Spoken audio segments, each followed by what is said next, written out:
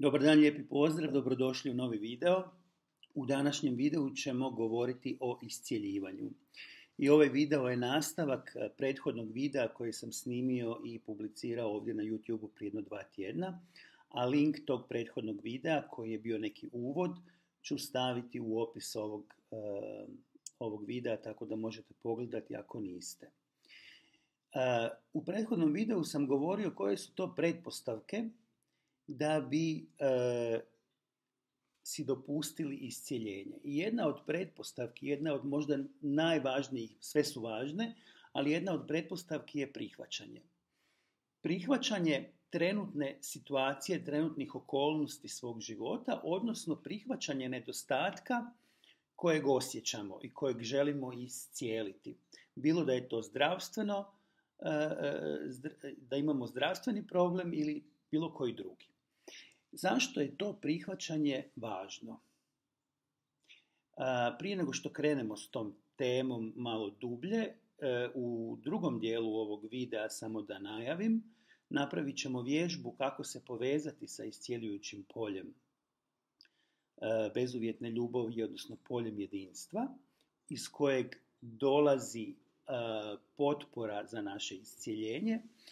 I na samom kraju ću vam dati još neke informacije i o mom seminaru koji slijedi osnove energetskog iscjeljivanja. Pa krenimo sa prihvaćanjem. Prihvaćanje znači da naprosto budemo u potpunosti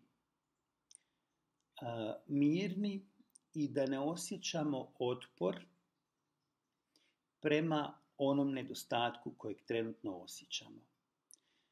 Taj nedostatak je kao prvo došao s razlogom i došao je i kao učitelj, ali i kao rezultat naših prijašnjih životnih iskustava, naših odluka, naših načina razmišljanja, i to je apsolutno ok. Tu se ne treba okrivljavati zašto smo došli u određenu situaciju. Ali isto tako je važno da ne dajemo otpor. Mi smo jako uronjeni u onu uvjerenje da se protiv bolesti, sad govorimo o bolesti, ali možemo govoriti o bilo kojem nedostatku, treba boriti. Međutim, to kad kažemo da se borimo protiv bolesti, podrazumijeva da ju ne prihvaćamo, odnosno da je ona nešto što ne želimo, odnosno u tom našoj borbi, odnosno neprihvaćanju trenutnog nedostatka, mi u biti emitiramo vibraciju straha. Temeljno je to vibracija straha. Mi smo energetska bića. Naše emocije, naše misli cijelo vrijeme emitiraju određenu vibraciju. I na taj način komuniciramo sa cjelokupnošću svega što jeste, sa cjelokupnim svemirom, sa poljem jedinstva, sa svime. I ako mi emitiramo vibraciju straha, ona neće ni na koji način privlačiti vibraciju bezuvjetne ljubavi koja nam pomaže u našem iscjeljenju i koja potiče naše iscjeljenje.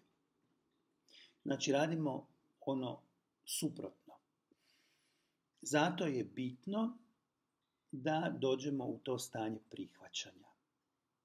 I to nije lako, jer obično imamo razna uvjerenja koja su nastala na temelju naših životnih iskustava, na temelju našeg nivoa svijesti koje smo imali kroz život, gdje smo svi mi u većoj ili manjoj mjeri kultivirali taj osjećaj da smo žrtve okolnosti našeg života. Međutim, mi to nismo. Sve ono što se u našem životu je dogodilo, što se događa, je rezultat onoga što smo si prvenstveno, početno rezultat onog što smo si kao duša zadali da naučimo, prevaziđemo i iz čega da naučimo u ovom životu. Pa tako ono osnovno da smo izabrali točno konkretne roditelje koji su smješteni na točno nekoj lokaciji u kojoj postoji određeni društveni sistem koji na nas utječe, postoje uvjerenja u tom sistemu koja na nas utječu, koja neka od njih će potaknuti upravo od neke traume u našem životu i tako dalje, i tako dalje, i tako dalje. I jako je bitno da to razumijemo. Bitno je dakle razumijevanje da smo mi u ovoj inkarnaciji, u ovom društvu, na ovoj planeti, u ovom mikrookruženju u kojem živimo, da je to sve jedan setup koji smo si sami zadali kako bi prošli kroz određeno iskustvo i kako bi nešto naučili.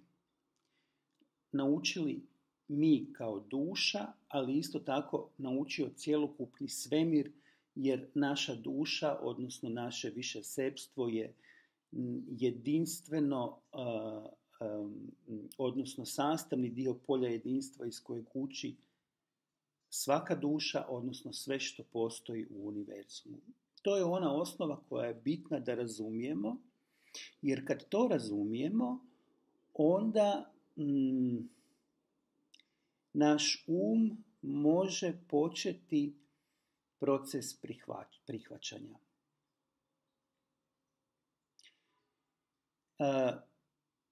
Nije bitno i ne možemo nešto prihvatiti na silu. To se mora dogoditi unutar nas. To je proces u kojemu mi naprosto sazrijevamo, u kojemu dolazi do proširenja, odnosno do višeg nivoa svijesti, gdje je naša percepcija sebe i percepcija općenito našeg života,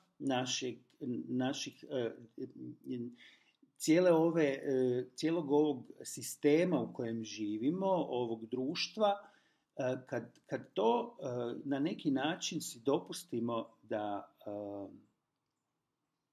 prihvatimo i da bolje razumijemo kroz proširenu percepciju, u tom trenutku mi otvaramo vrata prihvaćanju i otvaramo vrata iscijeljenju. Jer i naše fizičko tijelo, i naše emocije, i naš je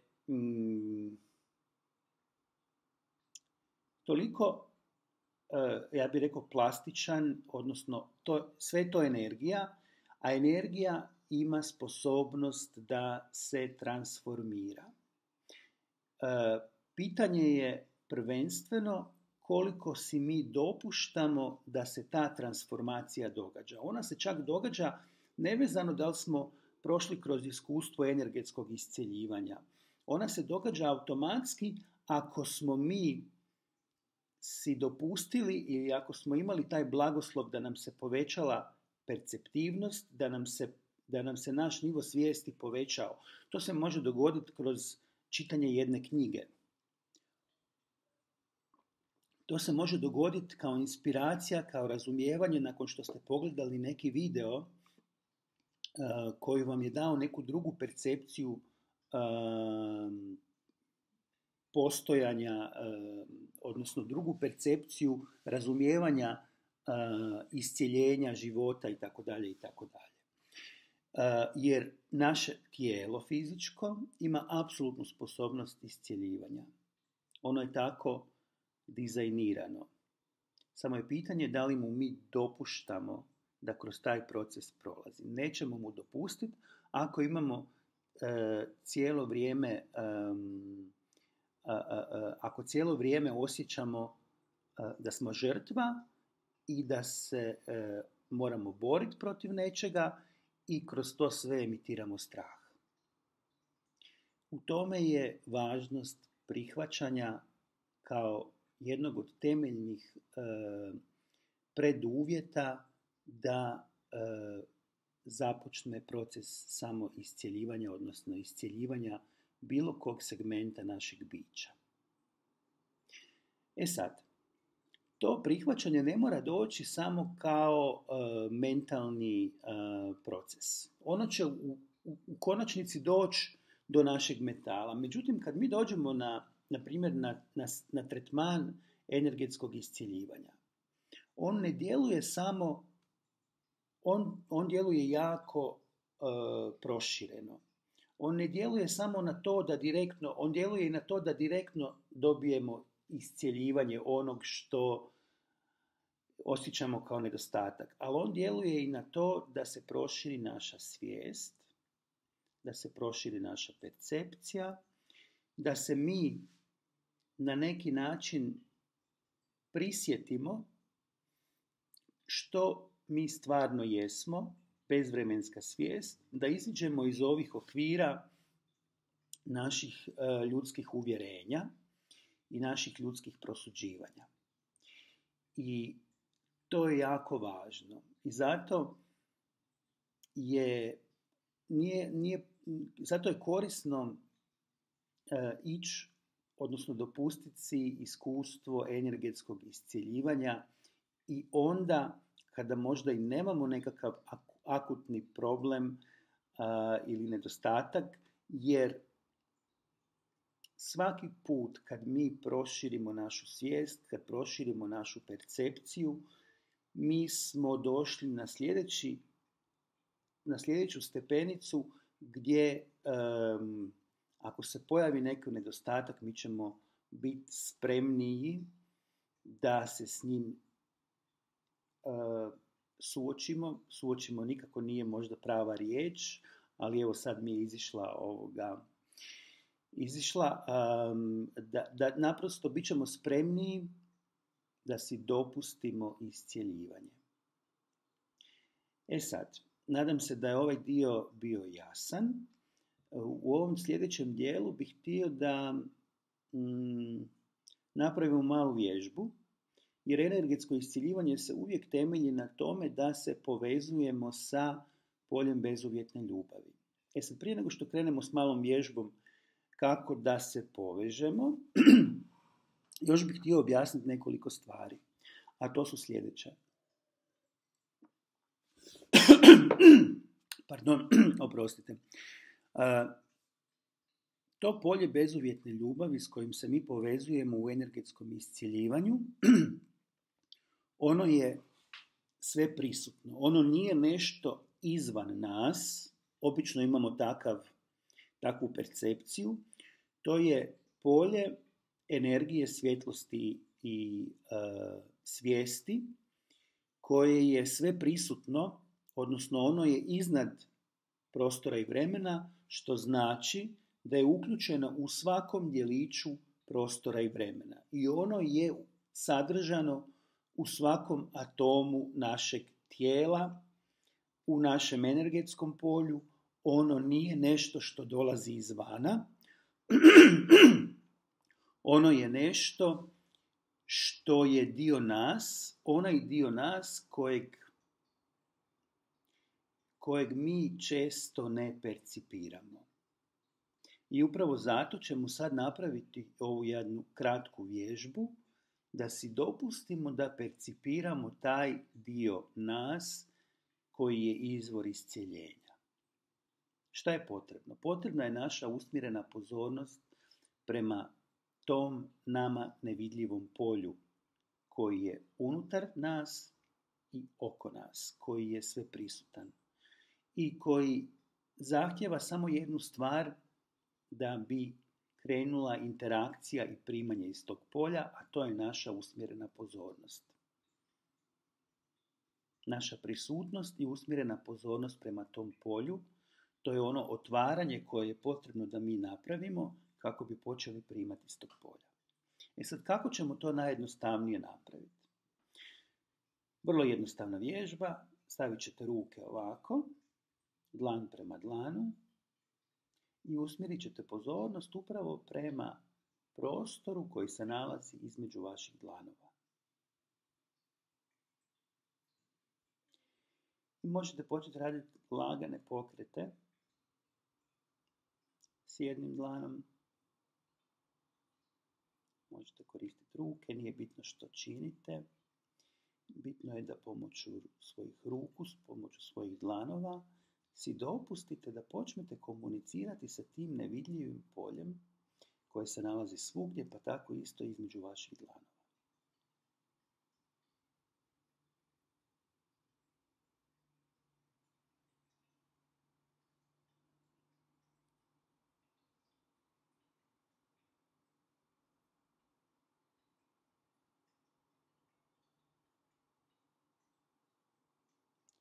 I vjerojatno osjećate neke senzacije.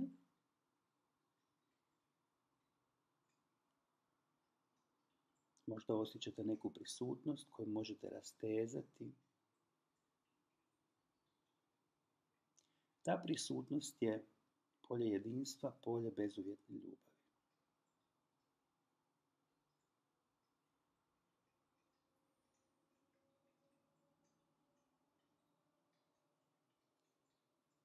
Dok ovo radite, nemojte imati nikakav strah da li radite dobro ili ne radite dobro.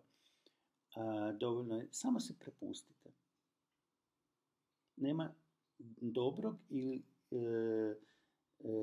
krivog načina komunikacije sa ovom inteligencijom, s ovim dijelom sebe. Potrebna je samo usmjerena pozornost.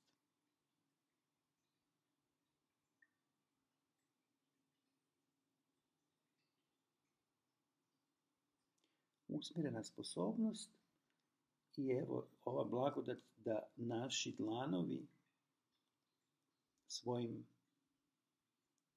pokretima nam daju mogućnost da na ovom nivou svijesti imamo tu sposobnost da percipiramo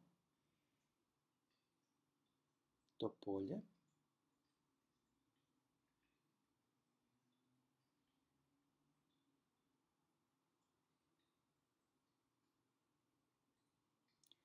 I u ovom trenutku što se sad dešava? Dešava se to da se mi s jedne strane prisjećamo te vibracije, a to je naša temeljna vibracija iz koje smo mi došli.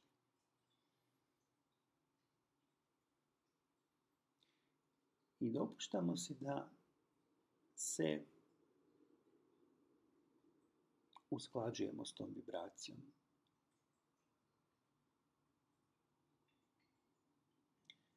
I ta vibracija može donijeti bezbrojne transformacije unutar nas. Može nam pomoći da više prihvaćamo situaciju u kojoj se nalazimo. Može nam pomoći direktno u otpuštanju uvjerenja koji su uzrok našeg nedostatka koji imamo. Može nam pomoći da se transformira na fizičkoj razini ono što je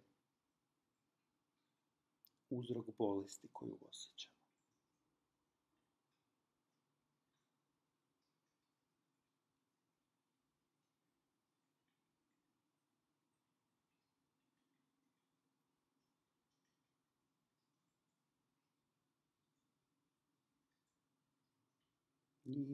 Ne postoji nikakva, mi ništa tu ne činimo. Mi si dopuštamo da bivamo na jednoj perceptivnijoj, višoj razini svijesti. Nema činjenja.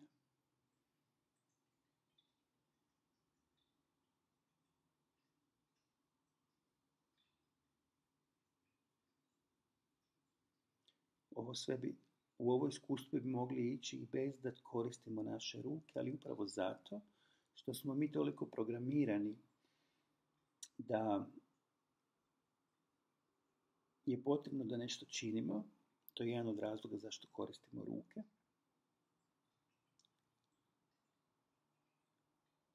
Ali imajmo razumijevanje da mi sad ništa ne činimo rukama. Mi samo s rukama pomažemo sebi da uđemo u dublju komunikaciju s onim dijelom sebe, sa poljem jedinstva, poljem bezuvjetne ljubavi, kako bi pokrenuli transformaciju i iscjeljenje na bezbroj nivoa našeg bića.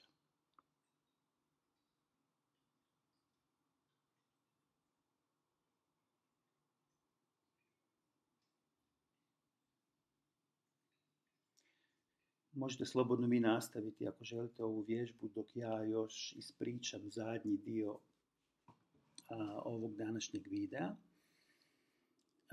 Nadam se da vam je ovo bilo korisno. Prihvaćanje je jako važno, međutim postoje još nekoliko bitnih pretpostavki da bi primili svoje iscjeljenje i o tome ću uskoro snimiti još nekoliko videa. A sad na kraju samom bih vas htio još samo informirati o mojim seminarima osnove energetskog iscjeljivanja koji će se uskoro održati u Zagrebu, Sarajevu, Skopju i Beogradu.